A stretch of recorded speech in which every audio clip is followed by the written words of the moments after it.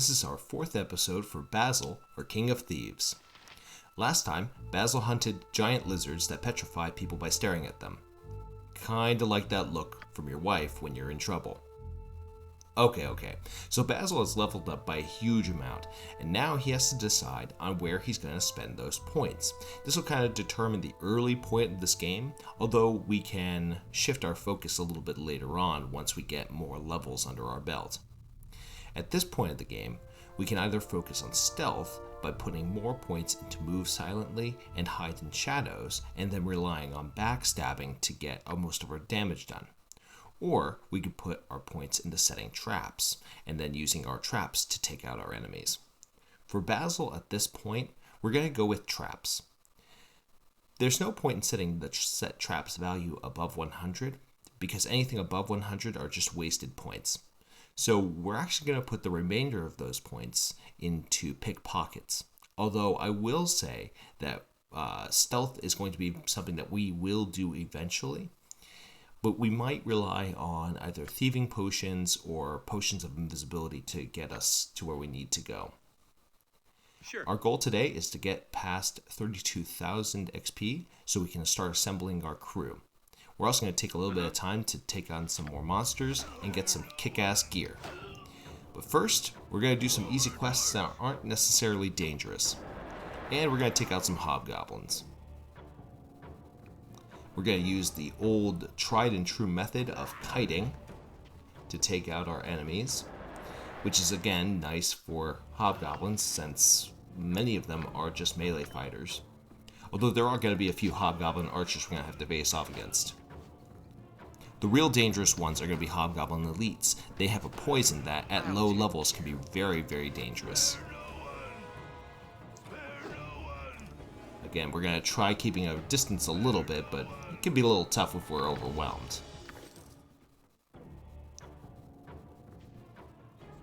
Or if we just don't shoot. That's really a little bit slow too. There we go.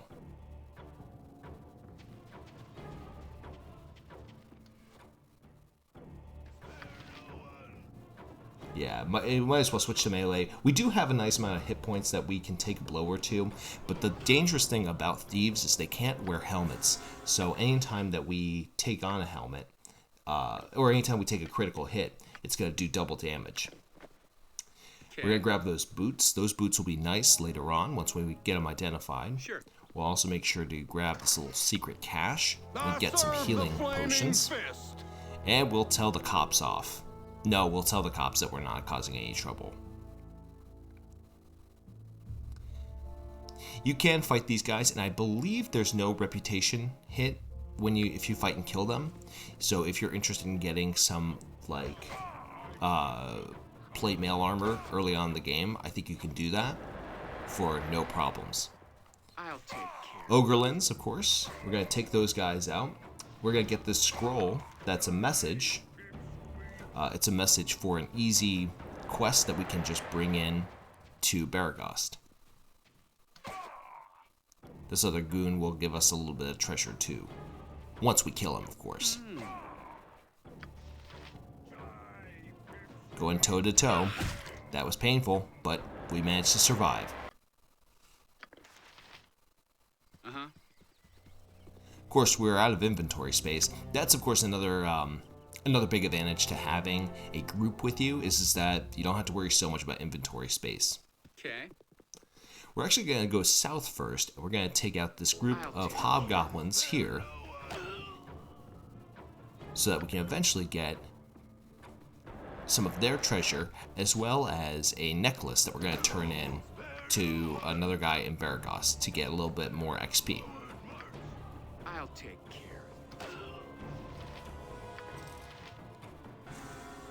It's nice when they just drop gold because then it's not any inventory space. At least until we get a gem bag. Once we get a gem bag, then we'll be golden.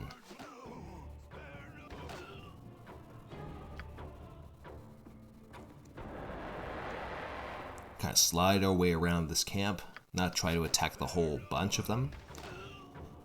Take them out. Of course, also taking their arrows too. I think Basil was running a little bit low on arrows at this point. grab their arrows. We grab a few pieces of equipment.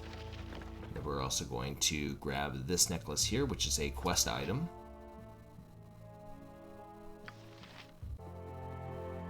And we did explore the area around so we can have maximum mobility on the world map. We're going to return to Beregost, and we're going to start turning in some of the quest items and doing some of the quests around Beregost to get additional XP.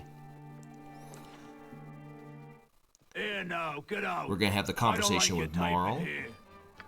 You tell him, Marl. Marl, in case you can't remember, talking to is me? annoyed Are you that we're talking to me? adventurers. We calm him down. He is angry about his son having recently been killed while he was on an adventure, and blames folks like us for that, for basically his son's death. And that nets us a nice 900 XP, which is really nice. We're gonna I got some cheap beer for ya. chat with the bartender here and sell some of the extra gems that we have and extra items that we want to sell. We're also going to pick up the History of the Fateful Coin. This lets us get a little bit of XP from a small quest, and we're going to rest. This is another one of those classic cinematics with the nice rat in the room, which is kind of gross, actually. Sure. We're going to head across the street to give the book to Firebead Elvenhair. Decent folk nowadays. This, of course, gives us some nice experience points, and gives us a scroll case, and gives us a little bit of reputation. That's nice in case we ever find ourselves in trouble. This book here is about the Dead Three. It's about the three evil gods that died a long time ago, and how they became gods. I'm going to talk to this gentleman here. I can never pronounce his name. Kokwake, I think? No, I'm totally butchering it. I apologize. We get another reputation and 250 XP. Sure. At this point, we can have the smith here actually identify some of these items that we have in our inventory, including the Worn Whispers, which helps us to move silently, helps us out with our stealth. We're going to turn in that letter to Marianne. And Marianne will give us a nice ring, and we'll also get a little bit of experience. We're actually going to go into this inn here. And this inn actually has some chests upstairs that we can unlock for a tiny amount of experience points, but there's also a really nice mace up here that has the opportunity to stun an opponent. So that'll be really nice for the cleric that we're going to pick up eventually.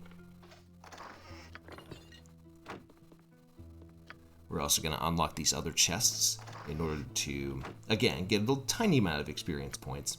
But then we're going to take these gems and sell them. Well, that's a dagger. Dagger only gets us one gold piece, so there's no point in picking that up. And with that, we're going to risk it. We're going to take on this goon here. But first, we're going to set some traps. Those of you who remember, there's a bounty hunter in here. He wants to kill us. We're going to set one trap right at the entrance here. And we will go into stealth eventually. Your character's location actually does help out with their stealth. Also, something else too is if anything distracts them, they will pop out of stealth. So, we're gonna offer to let him eat his own words. We're gonna move him right into the traps, eventually. And he is down. Alright, we're gonna pick up that bounty notice, and we're also gonna talk to Purdue here. We've been carrying around his sword for a little bit. We can get a little bit of XP from that. Again, the nice thing is that all of this XP is going directly towards us. So, we're gonna copy the bounty notice. Actually, I came up here, friend. and Basil is going to chat with this guy, Raelio Windspear, and he's kind of a, I guess, a proprietor or famous person here in Beregost, and he, of course, has a bit of information that he grants to us. It's kind of nice, actually. It's a nice world-building character we can chat with up here.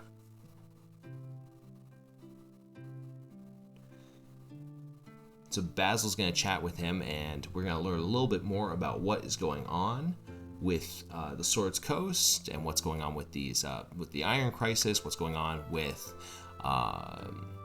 with Beregost itself. We're going to hop in here. We're going to talk to Gurk, Me timber's bad enough. who talks about without his thee bothering me. he's going to talk about his missing cloak that he lost in Cloakwood, I got some cheap Forest. beer for ya. and we're going to rest.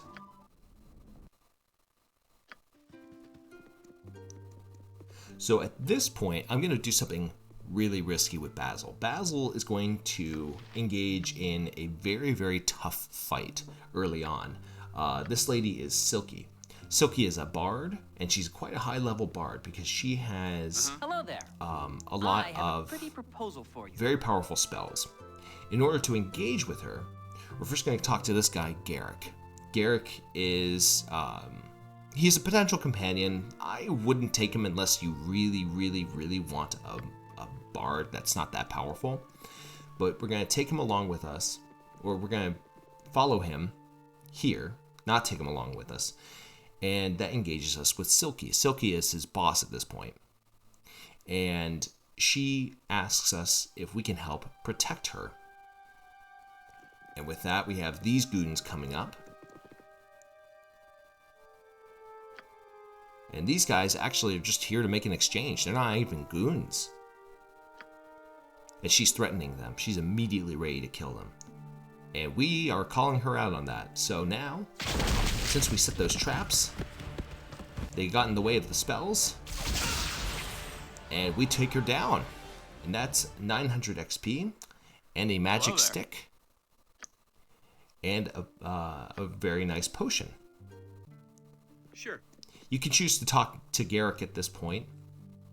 And Garrick actually asks if he can join with us. Again, you can take him along with us, and we will do a run where we take him along with us at some point, but I don't think that that's going to be necessary. Okay. At this point, we're going to go ahead and You want some whiskey? chat with this innkeeper, and we're going to rest again. The reason why I'm resting so much is certain areas in this town require stores to be open. That room will be important later. We're actually going to chat with Algernon. We're not even going to chat with him, but we're going to pickpocket him. So I got to think about this, because if I pickpocket him and I fail, then I get into big trouble. But if I use this Potion of Master Thievery, I get a plus 40% to picking pockets. So I'm going to pick his pocket. And what I get in return is, I would argue, one of my favorite cloaks in this game. And that is Algernon's cloak. We haven't identified it yet, but when we do, I will tell you what it does. With that, we're going to call it the day. Tomorrow, we're going to do a little bit more exploring, and including one of the more dangerous areas of the early game. With that, take care and good luck. We're all counting on you.